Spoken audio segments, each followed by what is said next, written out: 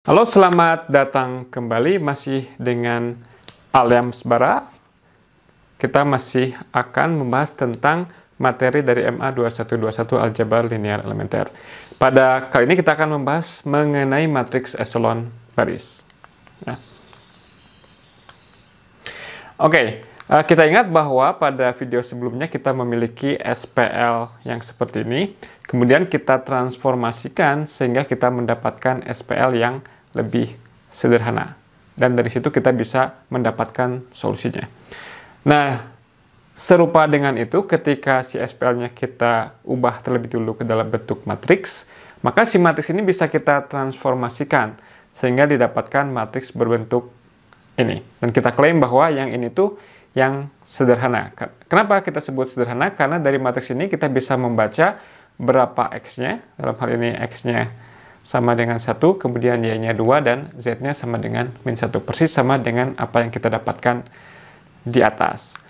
Nah, situasi di atas itu bisa kita lakukan ketika si SPL-nya punya tepat satu solusi. Kita tahu kita nanti berharap untuk mendapatkan matriks yang berbentuk seperti ini. Di diagonalnya angka 1 semua, kemudian sisanya adalah 0.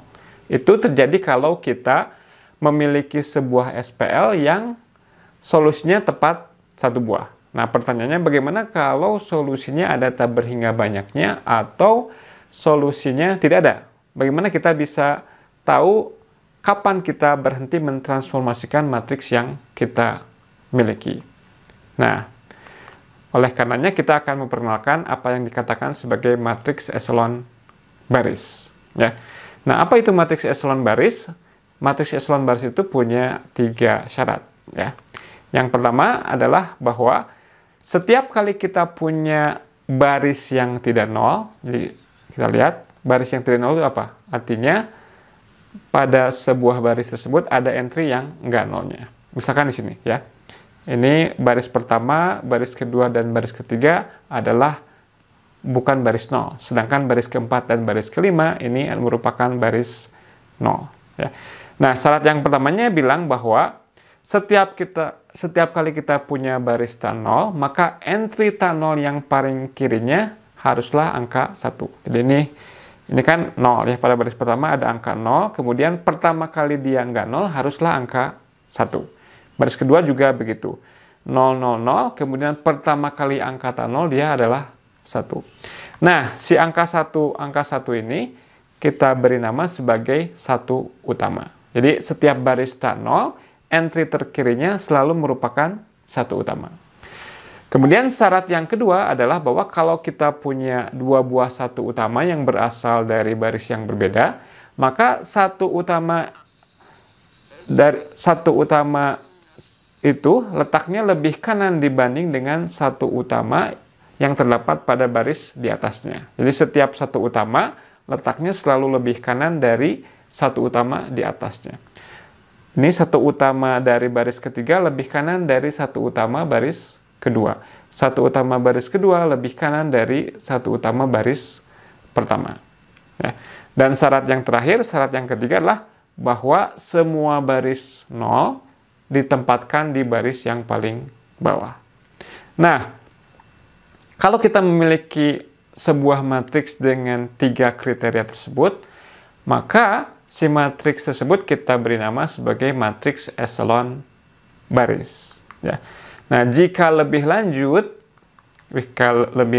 kita tahu bahwa semua entry yang terdapat pada kolom yang mengandung 1 utama, jadi kita lihat 1 utama, lihat kolom yang mengandung 1 utama tersebut. Jika entry-entry lain selain 1 utama tersebut semuanya 0, maka kita katakan matriksnya matriks eselon baris tereduksi. Jadi misalkan si bintang yang ini, yang di sini kan artinya bintang itu artinya bisa apa aja. Jadi kalau si bintang di atasnya angka 1 ini angka 0, kemudian bintang di atasnya angka 1 yang ini juga dua-duanya 0, maka si matriks ini merupakan matriks eselon baris tereduksi. Oke, kita lihat contoh ya. Apakah matriks berikut merupakan matriks eselon baris? Apakah dia merupakan eselon baris tereduksi? Oke, kita lihat. Syarat pertama apa? Syarat pertama, setiap kali kita punya baris tak 0, entry terkiri yang tak nolnya selalu merupakan angka 1. Ya. Ini yang tidak nol pertama kalinya angka 1. Berarti ini dipenuhi ya di baris pertama. Ini dipenuhi, dan baris ketiga, baris tak nol juga, entry pertamanya adalah 1 utama. Di syarat pertama dipenuhi. Syarat kedua apa? Setiap kali kita punya 1 utama, letaknya selalu lebih kanan dari 1 utama yang di atasnya. Jadi 1 utama yang ini, oke, dia lebih kanan dari 1 utama yang ini. Dan demikian juga yang ini. Oke. Kemudian, si baris nolnya, semuanya kita tempatkan paling bawah. Jadi kita tahu bahwa ini memenuhi kriteria dari matriks eselon baris. Jadi ini merupakan matriks eselon baris. Apakah matriks ini merupakan matriks eselon baris tereduksi? Ingat, agar dia tereduksi, maka setiap kali kita punya 1 kolom yang mengandung 1 utama, semua entry lain selain 1 utama tersebut haruslah 0. Ya, jadi ini 0, 0 semua kan? Sini 0 semua, ini 0 semua. Yang ini enggak 0 semua, ada angka 3 ini. Ya, jadi di baris atau di kolom yang tersebut, tidak semua entry selain 1 utama merupakan 0. Ya, dengan demikian, matriks ini merupakan matriks eselon baris, tapi bukan eselon baris tereduksi. Oke, nah, jadi pada intinya nantinya itu adalah kita menginginkan bahwa ketika kita punya matriks yang didapat dari sebuah SPL, kita akan transformasikan menjadi matriks eselon baris atau matriks eselon baris tereduksi. Nah, kalau kita transformasikan suatu matriks menjadi matriks eselon baris, maka ada kemungkinan jika 2 orang yang berbeda melakukan transformasi dengan cara berbeda, maka matriks eselon baris yang didapatnya tidak tunggal. Jadi misalkan di contoh ini, kita punya matriks 1, 2, 1, 3. Kita lakukan transformasi ini, kita dapatkan 1, 2, 0, 1 yang merupakan matriks eselon baris. Ya, bisa dicek kan. Kemudian, cara yang kedua adalah, pertama kita tukar dulu, dapat matriks yang ini. Kemudian kita kalikan minus 1 ke baris pertama, jumlahkan ke baris kedua. Kita dapatkan baris yang ini. Kemudian agar kita paksa menjadi angka 1, si min 1-nya, kita kalikan dengan min 1, maka didapat matriks eselon baris. Ini menunjukkan bahwa si matriks 1, 2, 1, 3 itu dengan operasi baris elementer bisa kita transformasikan menjadi 2 matriks eselon baris yang berbeda. Bisa jadi 1, 2, 0, 1, bisa jadi 1, 3, 0, 1, atau mungkin bisa jadi yang lainnya lagi. Ya.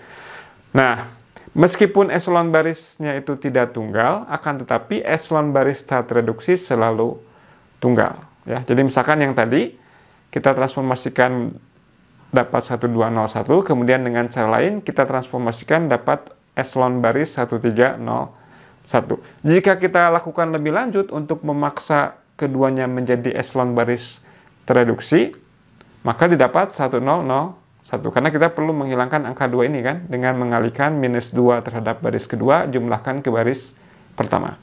Bagaimana dengan yang ini?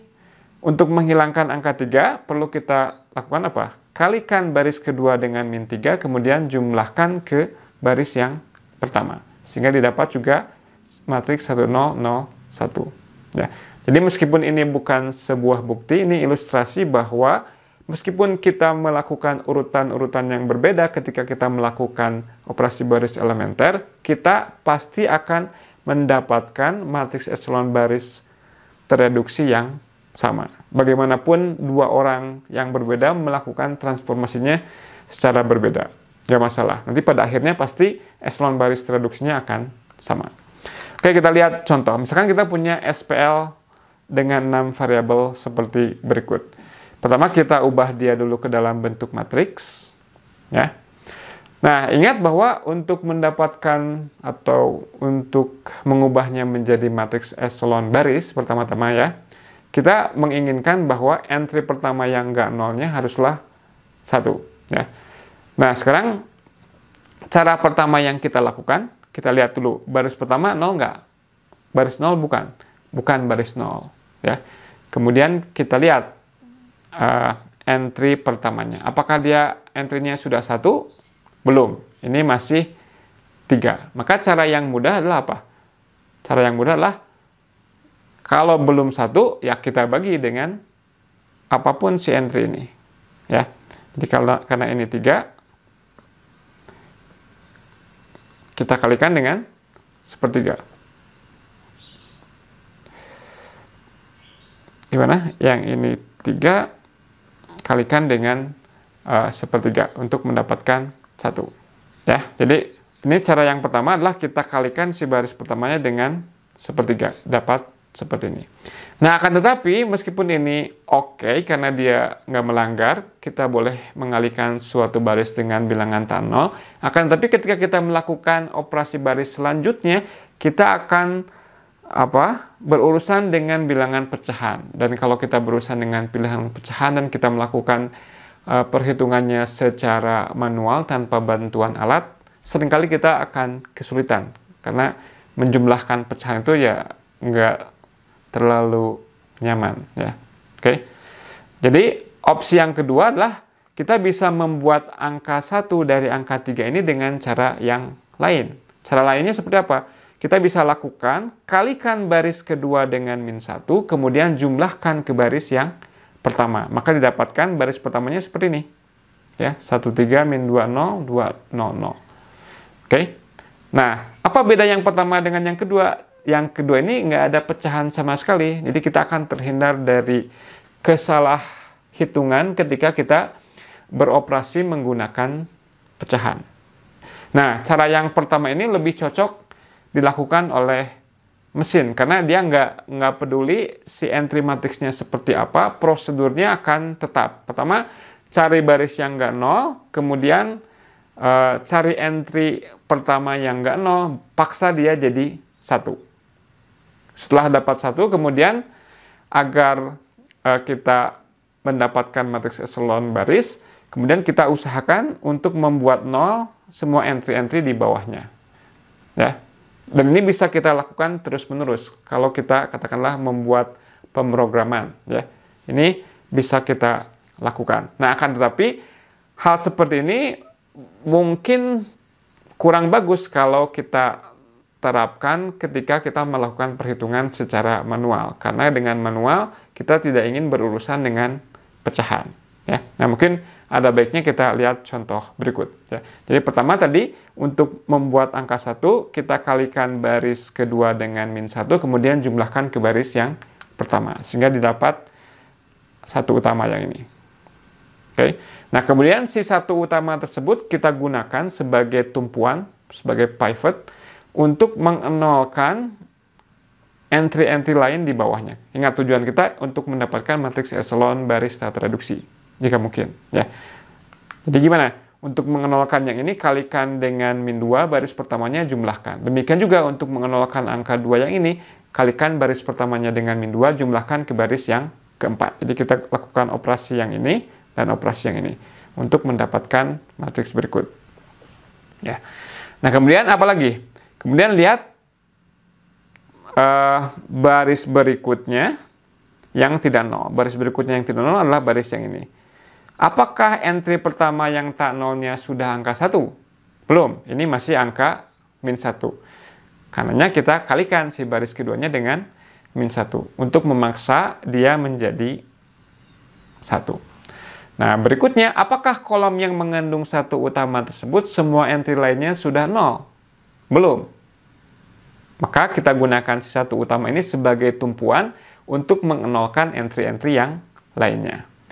Entry yang ini kita nolkan dengan cara kalikan 1 dengan 2, jumlahkan. Maka didapat baris yang ini. Untuk yang ini, yang 4 ini, kalikan dengan -4, jumlahkan. Kalikan dengan -4, jumlahkan.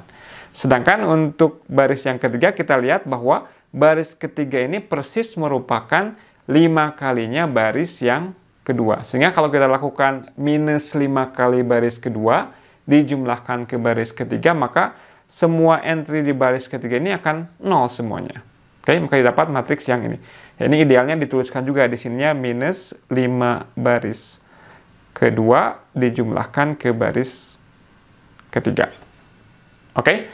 Langkah berikutnya apa? Langkah berikutnya, ini ada baris 0. Baris 0 itu harusnya ada di bawah. Oleh karena itu kita tukar.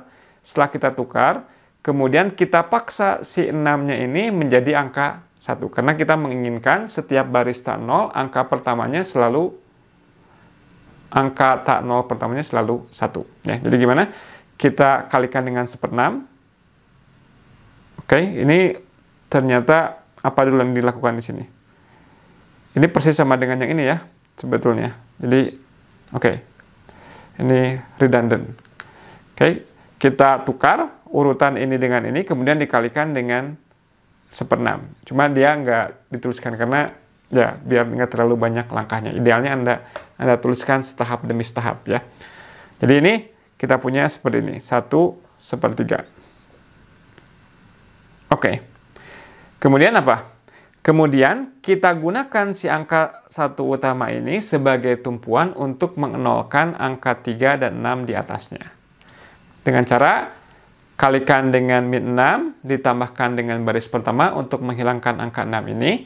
Untuk menghilangkan angka 3, kalikan dengan minus 3, si baris ketiganya, kemudian jumlahkan ke baris yang kedua. Maka didapatkan ini.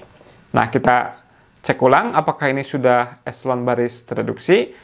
Setiap entry tak nolnya dimulai dengan 1 utama, oke. Kemudian baris 0 ada di bawah, 1 utamanya selalu lebih kanan dari 1 utama di atasnya. Oke juga.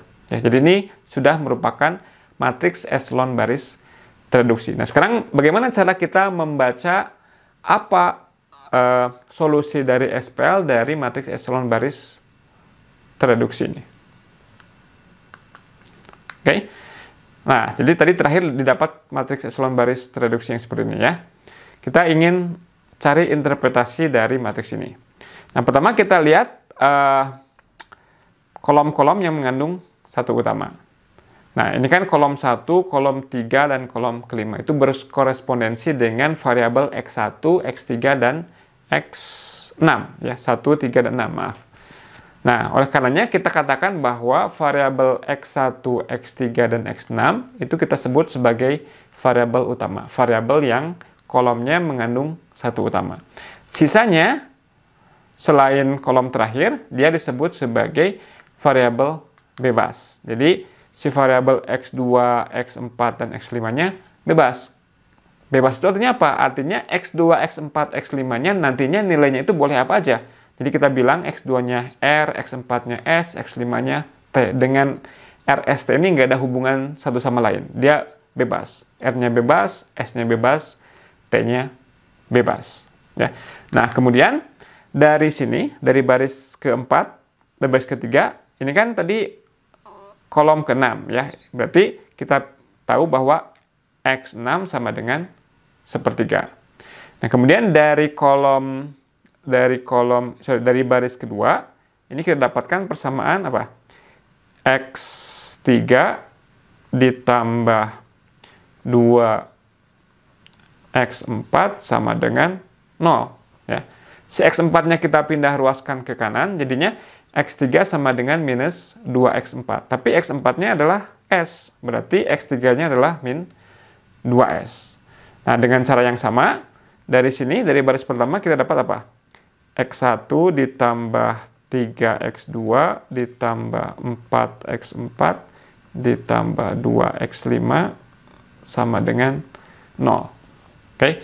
Kemudian si X2, X4, X5-nya kita ganti dengan R, S, dan T. Kemudian dipindah ruaskan ke kanan.